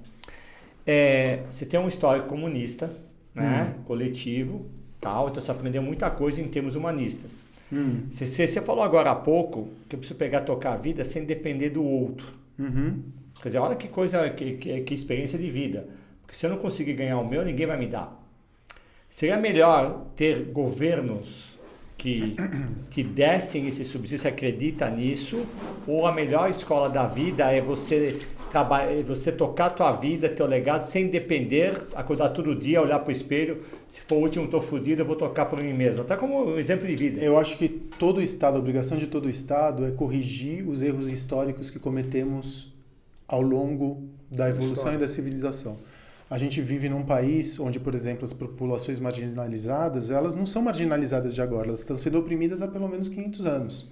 E existe uma obrigação de qualquer... Para aí a meritocracia começar a funcionar, você tem que equalizar as oportunidades. Então você tem que dar acesso básico à saúde, a uma educação com um mínimo de qualidade, à segurança, à alimentação. Então eu parto desse pressuposto onde uma pessoa, independentemente da classe média, da elite, ou de uma, enfim, menos privilegiada do ponto de vista econômico, possa partir desse lugar e possa, a partir dali, a meritocracia começa a funcionar. Então, respondendo a tua pergunta, eu acho que sim, é obrigação do Estado, especialmente porque eu sou aqui o Brasil, eu acho assintoso que no Brasil você pague tanto imposto e tão pouco reverta. Não volta, né? Tanto pouco reverte Deixa eu... Mas o que eu estou falando é como se faz então essa cultura de não depender do outro. Ou seja, se eu não fizer... Porque, óbvio... Mas você sabe qual que é a grande diferença? E aí que vem que eu acho que é uma coisa muito chave. Eu não sou de esquerda. Eu não me vejo como uma pessoa... Eu vou entrar só... Não, só vou tentar... construir esse argumento, não do ponto de vista de esquerda ou direita, mas só para você entender... Você vai para a esquerda, uma para a direita, para frente. Não. O que eu acho é o seguinte, minha felicidade é condicionada pelo outro. Eu não consigo ser feliz sozinho. Óbvio. Eu vivo numa sociedade. Eu não quero viver encastelado como um bilionário faz num condomínio. A minha felicidade ela é condicionada não só pela minha família, pela felicidade da minha família, das pessoas, dos meus amigos próximos a mim, mas pelos outros humanos que estão à volta dentro da comunidade onde eu estou inserido. Essa que eu acho que é a diferença da direita e da esquerda, muitas vezes. A esquerda e a direita, elas são forças ou concêntricas ou em sentidos opostos, porque a felicidade para uma pessoa que se diz humanista, ela é dependente da felicidade da sua comunidade. A felicidade de uma pessoa que se diz liberal parte da família e do seio familiar e da sua comunidade mais íntima. Então, eu acho que essa é a única diferença. Eu não quero viver num país onde só eu seja privilegiado, só eu possa gozar da boa vida. Alguns querem. Muitos querem, aliás. Mas então, concordamos em tudo. Eu acho que esse é o princípio claro. Tá? Porque realmente, o que adianta eu ter, o resto não ter? O que tá com todo mundo. Né? Aliás, você deve ter se sentido bastante... Né? Não, porque os negócios dele não, nessa pandemia essa parte de gente, de compartilhar, total, porque você tem que ficar sozinho, todos baseados nisso, né? Qual a tua resiliência? Você faz uma casca de banana, vamos dizer assim, né? Mas, como você faz agora? Bom, como que eu vou me reinventar? O que eu faço? O que você fez? O que você pensou durante a pandemia? Isso. Não, por exemplo, tu estava tudo lá escalado. Partindo do pressuposto que os seus negócios, eles são negócios de conexão entre pessoas. Cara, tudo. O que eu fiz? Eu li pra cacete, eu fiz um monte de curso digital, eu escrevi um outro livro, eu montei um outro negócio chamado Altar, eu dei vazão à minha necessidade quase fisiológica de ser professor, estruturando um curso que não era um curso de coach, não é infoproduto, é um lugar, um curso que eu coloquei o melhor que eu tive na minha vida para ensinar. Eu tenho, mais uma vez, eu tenho ódio mortal dos coaches de palco. Aí eu fui falar, cara, eu quero fazer um curso, porque tem esse problema também. Eu tinha uma vergonha de falar, eu vou fazer um infoproduto, que lugar ridículo que eu cheguei na minha vida. Até porque você mesmo é o cara que vai contra isso aí. Mas aí você fala, como que eu vou dar aula também no meio de uma pandemia? Então não tem jeito, eu vou ter que me Deixa eu abrir pra Paty. Paty quer fazer uma pergunta. Manda bala, Paty. Eu queria duas. Manda bala. Essa coisa do livro da Altaju, eu queria saber assim, por que isso ainda vende? para você? Essa coisa desse empreendedorismo que não existe, que a gente está falando aqui. E também queria saber se você acha que o empreendedor ele se sente equalizado, ou ele sente que ele está num baita... Ele se sente o quê? Desculpa. Equalizado. Se ele acha que ele tem os mesmos acessos, Não. ele está totalmente defasado dessa igualdade. Não. Primeiro vende porque a gente tá vivendo num momento, num zeitgeist, onde a gente não sabe sobre o futuro. Isso você vê, por exemplo, por conta da ascensão da espiritualidade, das terapias holísticas alternativas, do horóscopo, você vai ver isso tudo no Instagram. Você percebe que as pessoas estão procurando sentido para a vida. Tá tudo muito limítrofe. A gente está vivendo um momento histórico Vem como um acalanto, vem como um... E aí a autoajuda vem com uma mensagem que te pacifica, fala, vai dar certo. Quando não vai dar certo. Se você acreditar que vai dar certo, esperar simplesmente que caia do céu e que vai dar certo, provavelmente não vai dar certo. Mas a autoajuda ela vem como um placebo, como alguma coisa que vem edulcorada para te fazer sentir bem com o momento. Ela te anestesia, por isso que ela é perigosa. Te coloca numa posição... É como tomar um remédio para uma dor que não é um placebo da vida, vamos tomar um remédio, né? Exatamente. E por um outro lado, não existe empreendedorismo. Empreendedorismo é uma palavra grávida de quase de niilismo, total, sem sentido. Tem sentido. Então você não tem um tipo de empreendedorismo, não tem o empreendedorismo, tem um empreendedorismo. Tem o empreendedorismo da mulher que é solteira, que foi uma mulher que está com uma criança pequena, é solo, desculpa, solteira é um termo horroroso, peço perdão por ele, mas é uma mulher solo que foi abandonada pelo seu marido e que está ali na quebrada com 3 filhos. Tem o empreendedorismo do homem, do cara, menino, criado no leite com pera que saiu da GV e vai pegar um lugar ali no WeWork e fala, vou montar uma fintech. Tem o empreendedorismo do cara que é de classe média, que vai montar um café, que é hipster, ou que é millennial, ou que é geração X, o que quer que ele seja, e vai querer estudar café. Então tem vários tipos de empreendedorismo. E o empreendedorismo social? Você tem alguma coisa para falar? Eu não acho que existe empreendedorismo social. Não, que é outra vertente. Todo empreendedorismo deveria ser social. Todo empreendedorismo deveria levar em consideração os seus impactos. Sem dúvida. Vai impactar nem o que problema seja da sua gente família. falar de empreendedorismo social é que você isola Exato. as consequências de longo e de médio e longo prazo, num tipo de empreendedorismo onde o lucro ele é visto de uma maneira quase que marginal. Até. Marginal, exatamente, como secundária. E a verdade é que não existe a verdade terrível ou não dentro do capitalismo é que todo negócio tem que ter como pressuposto o lucro. Porque se você não tiver energia sobrando, você não consegue fazer porra nenhuma. É fato. Então, a partir do momento que você tem um negócio... Acho que tá um pouco do empreendedorismo de verdade, né, cara? Você também... Se a gente começar a entrar nessa piração do propósito e que tal, e aí vou abraçar e o mundo... Eu queria entender um pouquinho toda a tua escalada. Porque, você tem uma casca de banana a cada esquina em quem empreende. Bom, levantar os primeiros 100 contos. Quem vai emprestar, quem vai pegar e me ajudar a levantar esse café, esse negócio. 2, contratar gente. Né? Como que eu faço para pegar e ver? Caixa. Pô, preciso pagar o aluguel, não tenho dinheiro, tiro do caixa, pago lá. 3, eu preciso pegar e entender a dinâmica dos impostos. Pô, tá me comendo esse governo, fica me chupando. Vamos começar pelo 1, senão já perdeu um. Não, são os dias, é o dia a dia do empreendedor real, né? Vida real. Como é que eu faço para pegar a primeira grana enquanto empreendedor, tô com uma ideia e preciso e não sei o que fazer? Que caminho? Então, aí é que acontece. Todas as semanas eu recebo uma mensagem ali no meu direct de Instagram falando, tenho uma ideia do caralho. Queria te apresentar para você ser sócio investidor. Ah, tá ótimo. Me manda o PPT da ideia, um keynote, sei lá, alguma coisa para eu entender. Ah, eu não posso. Por quê? Ah, não coloquei no papel. Tá. Então como que a gente faz? Aí eu posso te contar essa ideia. Eu falo, mas assina esse NDA. Eu falei, não vou assinar NDA. Sério que você recebe isso? Pô, eu recebo direto. Quando o cara não tem dinheiro, é o que eu te disse, ele tem que ter planejamento. Total. Então a primeira coisa, empreender é basicamente você preencher um keynote. É lógico. Basicamente isso. Monta um baita de um keynote. Primeiro saiba quanto você precisa para viver. No detalhe. Assim, para você viver como pessoa física no mês, no modo avião. Tá. Quanto que é o mínimo que você precisa para você pagar se sustentar. A mínimo das tuas contas. Ah, eu preciso de 10 contos. Esse aqui é o meu mínimo. Mais do que isso, eu vou ter que mandar minha filha para a escola pública. Infelizmente, eu não posso fazer isso no Brasil. Vou ter que abrir mão de plano de saúde, que eu também não posso fazer no Brasil. Mas eu estou cortando tudo. Tudo que é supérfluo, eu estou cortando. Beleza, esse aqui é o que é o mínimo, para eu não cair muito meu nível de vida, para eu não ter que morar com a minha mãe, com a minha família, lá na casa da minha mãe. Então eu preciso desse número. As pessoas não sabem disso, não sabem qual que é o número. 95% das pessoas não sabem quanto precisa no mínimo por mês. Tá.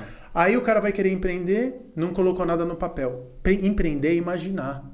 E isso permite que você use tua comunidade. Por exemplo, mas eu vou contratar arquiteto. Cara, entra lá no Instagram e fala assim, alguém está disposto a fazer um projeto para mim? Eu tenho 2 contos agora e se o negócio for implementado, eu pago 10. Eu fiz isso minha vida inteira. Eu tenho que contratar um designer. Por isso que eu te falo que a internet é a época de ouro. O momento atual, as redes sociais é a época de ouro do empreendedorismo. Preciso encontrar um designer. Entra lá numa plataforma de freela e paga $25 por uma logo, por um projeto gráfico. Que o cara pode estar lá em Bangladesh. Exatamente. Né? Então você precisa de muito pouco dinheiro para empreender de fato. Quando você tem um projeto muito sólido, aí você vai fazer o quê? Você vai fazer um business plan. Eu sempre fui contrário ao business plan, porque o business plan vinha antes da virtualização. E aí você acochambrava o business plan para o negócio ficar viável. Eu li milhares de business plans quando eu estava lá na UOL. Onde entra o teste nessa coisa? Antes ou depois? Não, durante. Porque você tá ali já fazendo o teu... Testar, você já abre tua rede social, você já começa a construir suas linhas editoriais, você já começa a fazer marca, você já começa a usar conteúdo e narrativa para fazer uma marca. Então você já começa... Conteúdo, você acredita que é um bom começo? É o único começo. É o único começo. A gente não tem energia. A gente não tem dinheiro para gastar em publicidade. Aí você fez isso, o negócio não pegou, você não conseguiu vender nada, mesmo que seja um protótipo, você não conseguiu juntar uma rede social relevante, desencana, não vai dar certo. Claro. Agora, não adianta você fazer o negócio e depois empreender ou construir rede social. Rede social, eu tenho um negócio meu, que a rede social eu comecei 2 anos antes do negócio existir. Eu concordo com isso. Quando eu abri... eu já estava explodido, já estava vendendo, tudo bem, você fala, não, você vende uma reputação. É mais difícil, porque eu tenho a síndrome do segundo negócio. Então, quando eu dou certo, o que acontece? E é natural isso, tá? Eu nem julgo. Mas tem um desejo coletivo, porque no Brasil é muito difícil você ser bem-sucedido e tem uma desconfiança muito grande atrás de qualquer sucesso. É muito difícil você dar energia para uma pessoa crescer, mas você também goza na derrocada dessa pessoa. Você goza no fracasso dessa pessoa. É um mito do herói, né? Da Odisseia de Homero e tudo mais. Ascensão e queda. Então você fica esperando a queda. Eu vou montar... Quando eu estou no meu 20º negócio... Ninguém quer que isso dê certo. Vamos ver se esse cara se fode. E eu não vou me fuder. Eu não vou me fuder porque eu me planejei. Eu blindei meu negócio, eu estudei, eu pensei, eu fiz orçamento. Mas aí, Fábio, você está partindo do pressuposto que para começar ou ao começar o negócio já tem um planejamento. Agora, vamos falar para aquele cara que já está lá, velho. Aí ele já tá lá. O que esse cara faz, meu? Por exemplo, eu já tô aqui, tô tocando minha vida, tenho meu carrinho de pipoca, eu tenho minha lojinha lá na comunidade. Aí é comunicação e modificação de produto enquanto dá para fazer. É muito mais difícil. Mas aí você tem que entender que, por exemplo... Imagina o franqueado, por exemplo, o cara tá com uma loja que ficou 5 meses fechada. Eu sei, ele depende do master. Eu tô falando, pensa sobre a vida como ela é. A vida como ela é um monte de gente se fudendo. 80% dos negócios quebram nos 4 primeiros anos. Agora, o que eu falo muito para os meus alunos, empreendedor não pode se dar o luxo de fazer commodity. Porque o lugar do commodity é o volume e o preço. E isso a corporação vai conseguir melhor. Isso é verdade. Olha, isso aqui tem que ser um ponto claro. Não pode se dar o luxo de ser commodity. Viu, Paty? Obrigado por dar o nosso primeiro corte. Repete aí, Fagono. O valor do commodity. Não. Empreendedor não pode se dar o luxo de fazer commodity. Perfeito. Então, e como que você foge do commodity? Ou você foge por diferenciação tecnológica, o que é muito difícil nos dias de hoje. Ainda mais com o brasileiro ser o último colocado nas Olimpíadas de Matemática, né? Nós não temos esse background. Então, ou você consegue por inovação tecnológica, que é muito difícil porque também as grandes corporações têm os melhores... Monopolizaram. Escritórios os melhores laboratórios de desenvolvimento, de inovação, ou você faz um deslocamento por narrativa. E aí é que entra o conteúdo. Então, você, por exemplo, quando eu vou fazer... você vai me perguntar, o que você vende no Bar dos Arcos? Você vende drink? Eu falo, não. Não. Drink, você vai encontrar em 25 mil bares no Brasil, em São Paulo, pré-pandemia. O que eu vendo é um líquido que te permite você se conhecer melhor, em Vinho Veritas. Então eu faço... Aí você fala, mas como que você faz isso? Pô, eu faço uma carta astrológica, porque os astros, a astrologia também é um instrumento de autoconhecimento. O que eu estou fazendo é, tirando aqui do commodity, tem um cara que eu respeito muito, chama Pirâmide de Maslow. É bem simplesinho. Aqui embaixo, todo mundo que estudou conhece. É fazer esse deslocamento para cima na pirâmide de Maslow. Aqui embaixo são necessidade básica. A básica, que é beber e comer. E aqui em cima as necessidades espirituais. Eu vendo um remédio. Eu vou estudar a história da coquetelaria para entender de onde que surgiram os coquetéis. Surgiram nas farmácias do século XVI, ou do século XVII. Então, onde que começou a coquetelaria? Para que a coquetelaria era remédio. Álcool é remédio para a alma. O que as pessoas estão procurando? Elas estão procurando álcool? As pessoas vão para um bar para beber e comer? Não. Ou seja, a dica é, se você está então no teu negócio que já está rodando, você não teve essa competência ou essa possibilidade de planejar tão profundamente como você traz, tenta entender já no teu negócio estabelecido o que tipo de diferencial você traz. Ou saia do commodity. Tenta olhar para o teu negócio sobre outra ótica. Exatamente. Para encontrar um ponto que é só teu. Que é um ponto narrativo. Uma narrativa só tua. No altar, que é essas casinhas flutuantes que eu tenho montado, né, as casinhas que são um hotel descentralizado, eu não estou concorrendo com o hotel. Eu uso o altar como a gente está, por conta da pandemia, com excesso de tela e dano à nossa saúde mental por causa do excesso de tempo de tela. Exato. O altar é uma experiência de desconexão. Desconexão da tela para reconexão com algo maior. Aí daí vem o nome, né? Porque o altar é esse lugar. Sim. Então eu não estou vendendo... Então você não entra no altar com a tela na mão. Né? Exatamente. Então eu estou vendendo, na verdade, uma experiência de... extrasensorial, vamos dizer assim. De cura.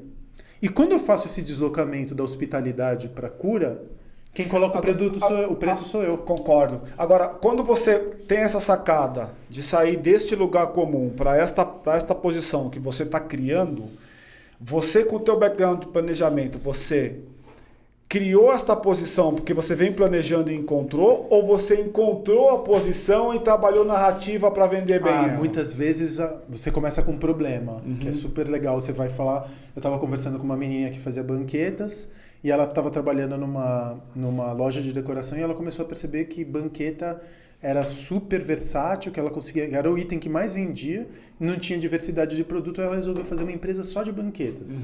Se chama Jo Amora. Ela vende milhares de banquetas por mês e vive só de vender banqueta. Banquetinha de decoração, que ela pinta, se foco no negócio. Aí ela encontrou um problema, encontrou uma oportunidade. Eu às vezes encontro um lugar, como foi o caso do Arcos, e falei, cara, o que eu vou fazer aqui? Eu estou debaixo do Teatro Municipal. O que esse lugar merece? Aí eu faço uma mesa branca com a arquitetura do lugar e tento entender o que aquele lugar pede. Às vezes, mas isso tudo... Essa construção é você com você mesmo ou você tem um time? Você chama alguém Eu comigo mesmo. Você com você mesmo. Eu comigo. Essa parte de criação ela é minha. Porque eu que vou me fuder no negócio. Se eu perder dinheiro no negócio, eu pelo menos gozei na criação. Isso ninguém me tira. Então mesmo os fracassos que eu tive, financeiros, eles foram relativos. Porque muitos deles me permitiram adaptar o projeto para uma realidade nova. Eu já fracassei porque eu cheguei cedo demais. Eu tinha uma sala de cinema que chamava Drive-In, dentro do Belas Artes, em 2016. No Cine Belas Artes, que é o cinema mais importante que a gente tem em São Paulo. Eu tinha uma sala de cinema chamada Drive-In, que a gente tinha tirado todos os bancos, né, as poltronas de cinema, e tinha colocado bancos de carros. Eu tinha instalado um trailer de comida atrás e usava uma programação... podia fazer um filme com ele, Premonição, né? Ele tá falando daqui 4 anos, vocês vão um pouquinho antes do tempo, Eu montei uma casa isolada na natureza 2 meses antes da pandemia. Caraca. Porque eu sou empreendedor, e empreendedor vive no futuro. Ou, na verdade, não existe futuro. O futuro é planejado e operado no presente. Então... eu leio site de tecnologia, 3 sites de tecnologia de alto a baixo todos os dias, porque tecnologia social não é técnica. A tecnologia influencia a maneira como a gente se relaciona. Deixa eu te perguntar uma coisa. Como é que você faz a gestão desse troço todo, desses 7 negócios? Assim? Qual que é o trick aí quando eu sou plural, quando eu sou multinegócios? Que caminho que eu tenho que trilhar aí para essa gestão? Você tem que encontrar um sócio que seja complementar a você. Essa é a sacada? Essa é a necessidade. Eu não vou conseguir. Ou eu crio ou eu administro. Os dois eu não consigo fazer. Perfeito. Se você tem um negócio, até que dá para fazer os dois. Mas provavelmente você vai ser melhor em um ou em outro. Um ou em outro. Eu, como tenho 7 negócios Esses abertos. todos você tem sócios Tenho neles sócios. e eles têm papéis diferentes do Tem teu papéis diferentes e dos são meus. complementares no todo. Sim. Tá. Sócio E tem que ser alinhado na ética e diferenciado nas capacidades. E existe uma retroalimentação de negócio entre os teus negócios? Você Pior que pensa não. nessa arquitetura ou vai tocando cada um de cada Cada de um tem... Porque cada um eles não são negócios per se. Por exemplo, eu poderia pegar o Arcos. Aham. Eu não consigo colocar um Arcos no shopping center. Tá. Não vou levar nunca o Arcos pro shopping Porque ele é muito Tem- customizado, tem- né? não, Tem um espírito daquele lugar. Não, né? um centro, agora com a revitalização do Anhangabaú, você tem uma série de coisas que se tiver... Vamos falar, não tem coisa mais gostosa do que andar a pé. Eu adoro sair, às vezes você fica andando, me perdendo no centro da cidade, do cacete. Eu não indicaria nos dias de hoje. Mas posso falar? Perigoso, é. Vai. Aquele espaço das artes que tem lá perto, coisa mais espetacular. É lindo mesmo Né? o Então, Espaço das Artes. eu sei, mas ele está jogado. O Anhangabaú tem agora uma baita pista de skate. É que o que ele deveria fazer é que eu pego os centros históricos de qualquer cidade do mundo, é o lugar onde está tudo bombando. Nesse troço que não pode que o pessoal tá saindo menos de carro, imagina ter um monte de mesinhas no centro, mas óbvio, tem que ter uma vontade. Mas esses lugares que você está se referindo, que estão na gringa, eles não têm a desigualdade de pessoas, que o Brasil tem, a desigualdade social que o Brasil tem. Olha, tem muita miséria em vários lugares. Se você pegar a delegação... Como a nossa? Não, ok, porque se pega o número de homeless em São Francisco hoje, tá? Você vai falar, bom, eu não me lembro de algum lugar que tem... Números absolutos ou relativos? Não, você andando a cada 50 metros você tem um monte de gente. Vamos voltar aqui. Ok, Vamos voltar mas aqui. não é esse o ponto. Ele fala, todo mundo está tendo esse troço agora. O que eu estou querendo pegar é falar que dá para você... Olha, tem prédios marcantes no centro, históricos, que são legais. Agora... Meu negócio é esse. Então, você está Eu saquei fazendo... que você não tem aí pelo que você me falou, você não tem essa coisa da interconexão entre eles, vão acontecendo e cada um tem a sua identidade, a sua natureza. Um não fala do outro, Não cara. fala do Mas outro. para você montar o Arcos no municipal, Ah. que porrada você tomou? Quem te encheu o saco? Como você conseguiu criar no municipal um troço desse? Cara, eu sou motivado pela missão, assim. Tem uma coisa que... Te deu um cleque? Como que você fez? Não, na verdade foi uma história bem louca. Eu conhecia lá o Salão dos Arcos, mas eu me comunico muito bem com o Instagram, respondo todas as pessoas que me mandam mensagem.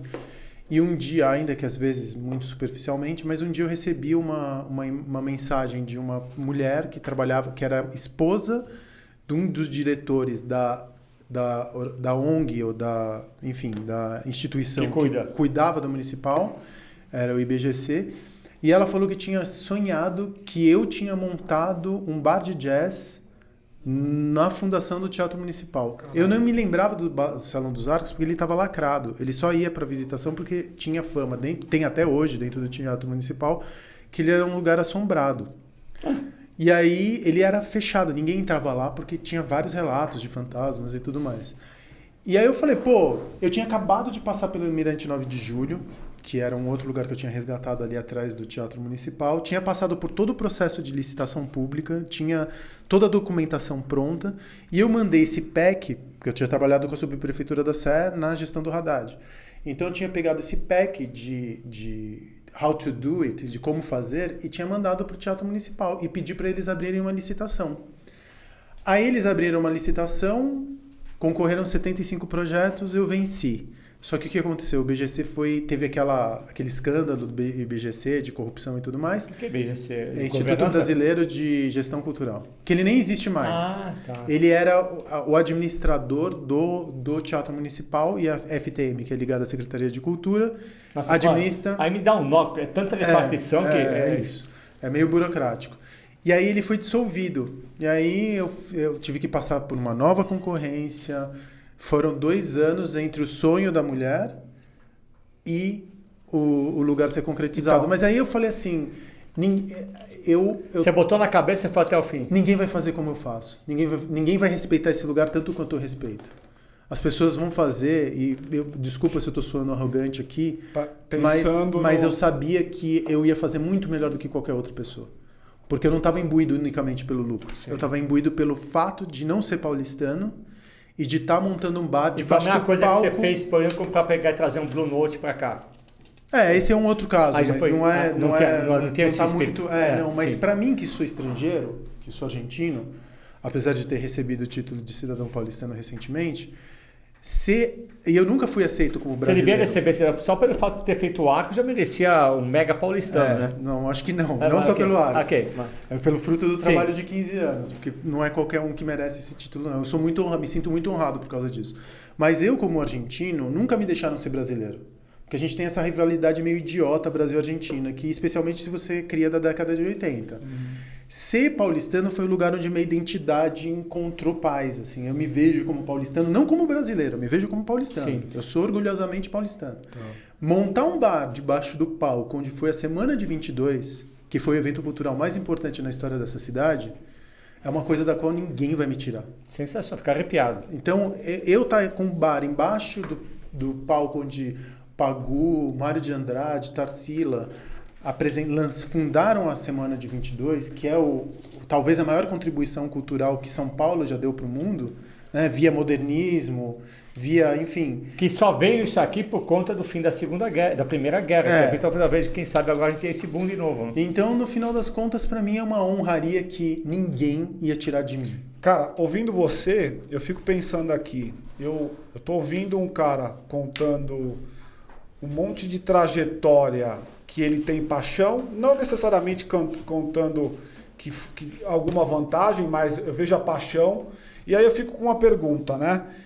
Qual é o seu maior medo enquanto empreendedor, velho? Assim, quando você olha para a tua história como empreendedor, esses 15, 16 anos aí de história, você olha para essa coisa da posição que você conquistou, qual é o seu maior medo, cara? Eu não tenho ilusão com relação à posição. Assim, o dia que eu ficar de salto alto, eu tô fudido. Não tenho essa ilusão. Qual é o medo? Meu medo é não saber a hora de parar. É ficar obsoleto insistindo em fórmulas, porque à medida que você vai envelhecendo, você vai se descolando do zeitgeist. É um processo natural. Eu não posso ser eu não poderia abrir uma boate agora, eu não posso ser o jovenzinho de 20 anos que um dia eu fui. Então, à medida que eu vou envelhecendo, apesar de fazer um esforço muito grande para não me descolar do espírito do tempo... Para estar conectado, né? Eu sei que isso vai acabar acontecendo naturalmente. Tá. E aí eu tenho medo de não aceitar o fato de eu não ser não poder mais ser protagonista e de eu ficar obsoleto. Então eu tenho que saber a hora de parar. E talvez eu esteja chegando nesse momento já. Eu tenho me perguntado muito sobre isso. Cara, depois que você faz um bar, que é considerado um dos 100 melhores bares do mundo, embaixo do palco do Teatro Municipal, para onde que eu vou? O que eu faço? Pode crer. O que eu faço depois disso? Então o altar é uma resposta. Escrever livro é uma resposta. Dar consultoria pode ser uma resposta. Ter alunos, empreendedores que estão articulados com a maneira como eu vejo o empreendedorismo, também pode ser uma resposta. Montar bar eu acho que já não é mais, porque eu já montei tantos. Cara, qual seria teu sonho hoje? Né? Fora Bolsonaro. Meu sonho é esse. Ok. Fora esse. Fora Bolsonaro, o que você faz depois? Pensando em você enquanto empreendedor. Eu acho que não tem como... Cara, eu tenho o sonho de ver o moleque da quebrada conseguindo correr atrás, ser preparado para isso e, eventualmente, conseguir ser bem-sucedido. Eu tenho um sonho que a elite brasileira, que para mim é o cancro desse país, porque ela quer a manutenção desse status quo. Você está me falando do meu sonho, então eu posso falar do meu sonho. Não, mas é para falar, mas só um pouco, só uma vírgula. A elite desse país, na minha visão...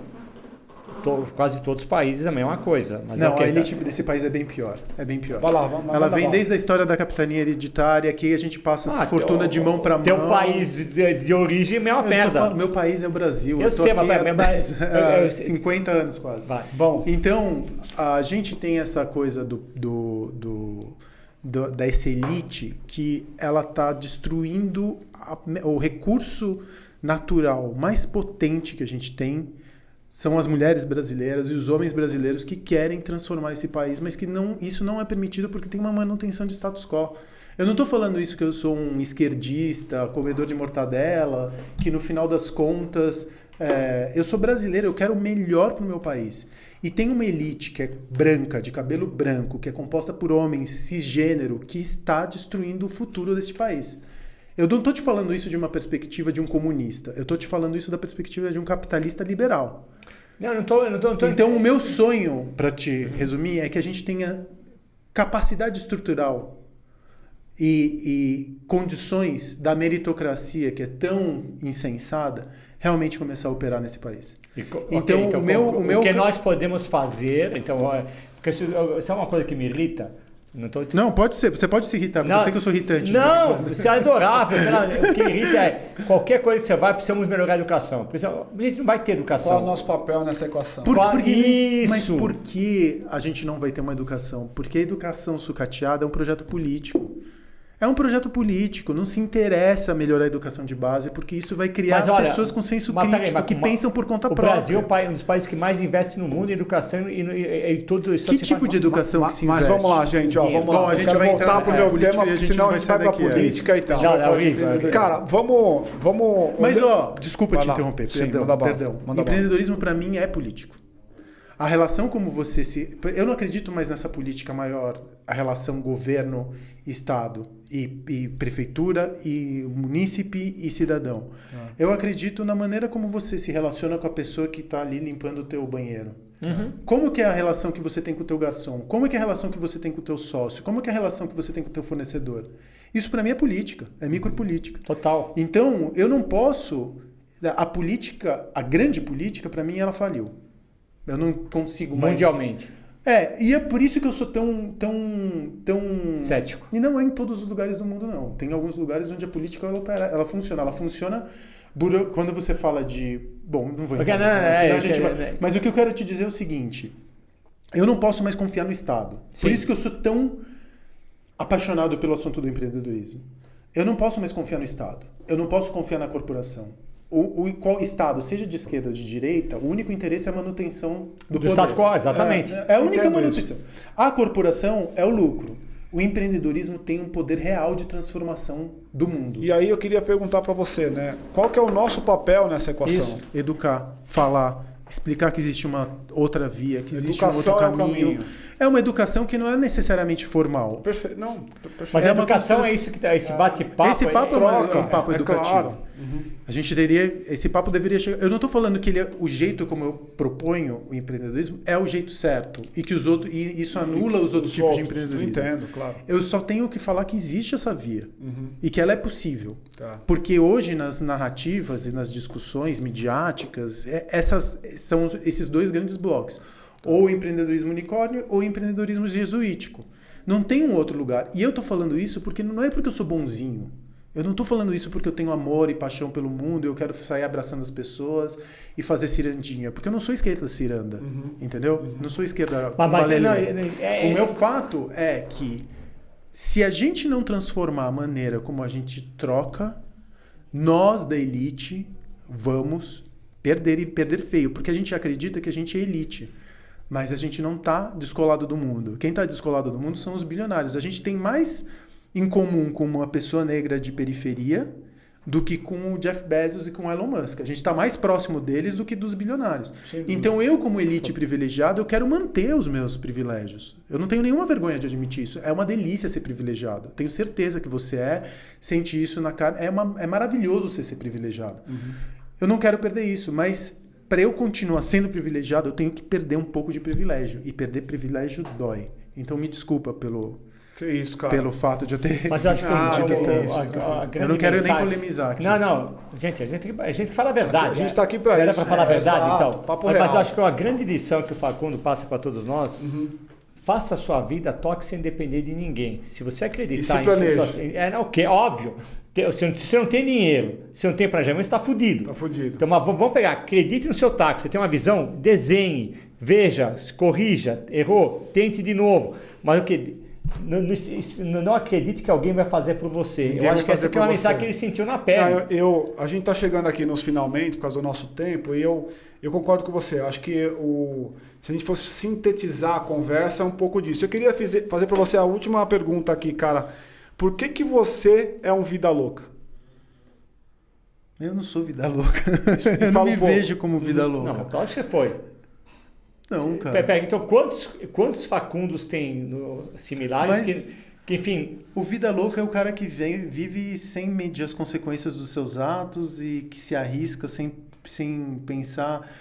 O vida louca é o cara que anda de moto a 140 por hora sem capacete. Essa é a ideia que eu tenho, essa é a definição minha de vida louca. Não, tranquilo. Ou o cara que não pensa nas consequências daquilo que ele faz. Eu não me vejo como vida louca, eu me vejo bastante de um jeito completamente oposto. Você acabou de dar um exemplo para nós, você estava lá bem senhor do universo, né, no castelo da corporação, de repente rua. Ficou numa situação... Né, e tal, mas então você passou aqui, bom, puta, vida louca. Puxar meu tapete, o que eu faço? Meu amigo, se me oferecesse um emprego, eu teria voltado na hora. Na hora. Mas de uma forma ou de outra, você teve que se virar com a realidade que você tinha. Essa é a vida louca.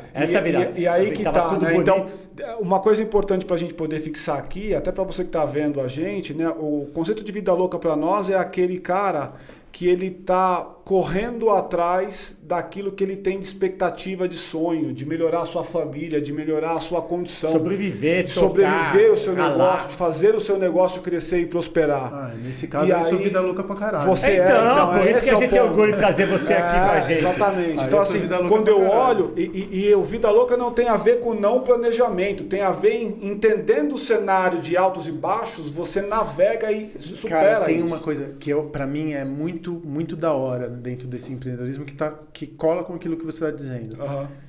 Tem uma foto de um artista plástico chamado Yves Klein, que era um artista ali da década de 50. E tem uma foto em que ele está saltando de um muro com o peito aberto, dando um coquinho assim em direção ao solo. Só que pela perspectiva você não sabe se é um solo, se é uma piscina, porque ele salta assim, de um muro na lateral. Então você não sabe onde que ele está saltando. Aparentemente parece ser o chão. Parece que vai morrer. E é uma coisa muito doida, porque quando você está imbuído de uma visão, que é um chamado, que eu acho que é uma experiência quase religiosa, de epifania, assim, que é uma visão que você fala, aquilo vai te possuir pelo resto da vida. E o fato de você não concretizar aquela ideia vai te matar. É uma maldição e ao mesmo tempo é uma bênção.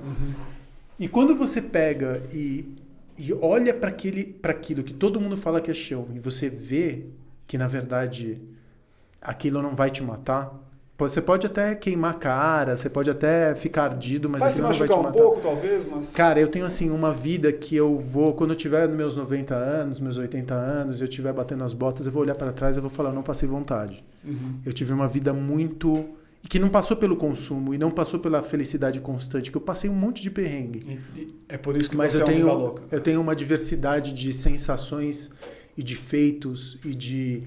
orgulhos, e eu vivi minha vida, eu fui empreendedor, mas eu consegui criar uma filha incrível, e eu consegui educar uma menina, e eu consegui transformar a vida de algumas pessoas que trabalharam comigo, que me usaram como uma inspiração às vezes, ou até como uma maneira de fazer as coisas para montarem seus próprios negócios, para se transformarem, para transformarem os outros, para marcarem outras vidas. Quantos que podem se dizer? É fato. Quantos que podem ter feito isso? Fato. Ou quantos que podem se dizer... Então, cara, o empreendedorismo, para mim, quando você fala em empreendedorismo, ele é a maior fratura que pode acontecer na vida de uma pessoa. Acho que é a segunda maior fratura, porque a primeira é ter um filho ou uma filha. Mas a segunda, para homens, não necessariamente porque o homem tem essa coisa de poder escapar, infelizmente. Muitos optam por não serem pais, o que é uma coisa horrorosa aqui no Brasil. Mas você colocar um negócio para fora vai te marcar para sempre. É uma experiência que eu recomendo a qualquer pessoa. Boa. Desde que feita da maneira correta, desde que feita com esse planejamento, e não que seja uma questão de sobrevivência. E apesar de tudo. E apesar de tudo. Então eu não me... Mesmo os fracassos, as dores, as vezes que eu perdi dinheiro, eu perdi muito dinheiro, ganhei muito dinheiro, fui muito roubado. Tudo que você possa imaginar. Eu não me arrependo de absolutamente nada, porque isso... eu levo comigo para tudo sempre. Eu tenho um monte de memória, eu tenho um monte de orgulhos, eu tenho um monte de... E eu não me vendi. Eu não tive que ser uma cadelinha de alguém, eu não tive que abaixar minha cabeça, eu não me vendi. Eu fiz aquilo que eu acreditava que era certo naquele momento, segundo os meus parâmetros de certo e errado. E essa é a coisa mais foda, assim, de você conseguir usar o empreendedorismo como meio de vida. O empreendedorismo, ele não é uma atividade. Ele é quase uma filosofia existencial. Ele se aproxima mais do budismo do que dos negócios. Um argentino que veio para o Brasil, virou paulistano e está deixando esse legado. Olha que coisa linda. Muito legal. Cara, a gente agradece demais a sua participação, o seu Obrigado. tempo. Acho que pôde contribuir bastante, né, Roberto? Sensacional. Eu peço desculpas pelas Que polêmicas. isso, cara. aqui. A gente podia ficar aqui, ó. Ficaríamos horas e horas. Você vai cara. voltar sempre, essa aqui é a cadeira Exato. cativa. Vou fazer a cadeira Facundo Exato. aqui. Ó. Desculpa aí, pode botar lá, cadeira Facundo. É isso aí. É E aí... é lição de vida. Você acabou trazendo para nós o papel do brasileiro, na essência, né? Sobe, desce, mas que você não está vendo, a gente está vindo do outro lado. Porque, poxa, tinha tudo para dar errado, deu certo. Quando parecia que estava lá, pô, imagina, ele poderia ser hoje, colocando lá na época de AOL, o grande cara que tem o maior hub de inovação, não sei o que lá. Não foi. Bom, deixa eu pegar e ver. O quê? Pensei, criei, montei um negócio, né? Porque não ia mais ser empregado. Só que isso que ele está falando, tem 15 milhões de desempregados hoje, que infelizmente tem tudo para não ter emprego. Sim. Então é muito forte uma pensar isso. realidade. É isso aí. Parabéns. E aí, cara, muito obrigado pelo seu tempo, por estar aqui com a gente, tá? Eu queria agradecer você também pelo conteúdo, por ter visto aqui conosco. Já deixa o pedido de você curta e compartilhe esse vídeo.